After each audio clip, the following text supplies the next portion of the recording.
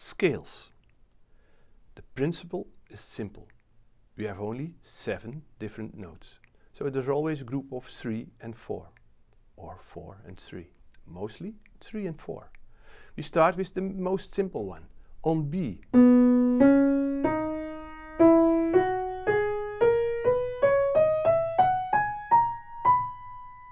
It's always good to practice them at least over 2 octaves.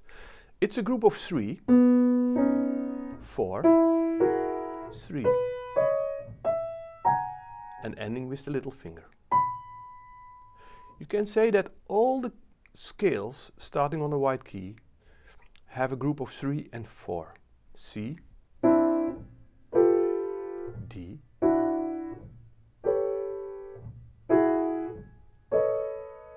F is an exception. F is more similar to the scales on a black key, starting on a black key, like D flat. But where's the group of 3 now? It's not like this. It's this. In fact, it starts on a C.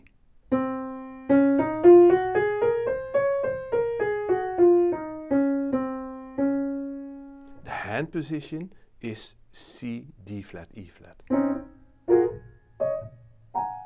See, the difference between B and D flat is this. B, D flat. B, D flat. The only difference is a B, E going to F, C and F. When you look at this way, it's much easier to improvise. And I show that on my PDF. It's free for downloading on our Pianotunes website, in our routines scales. For instance, Blue Bossa is mainly in C minor. It's like E flat. And the B part is in D flat.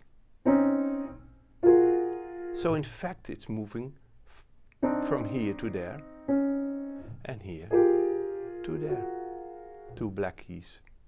Instead of G, it's D flat, G flat.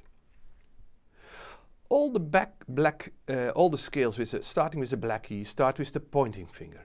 The first white key after a black, we play with the thumb.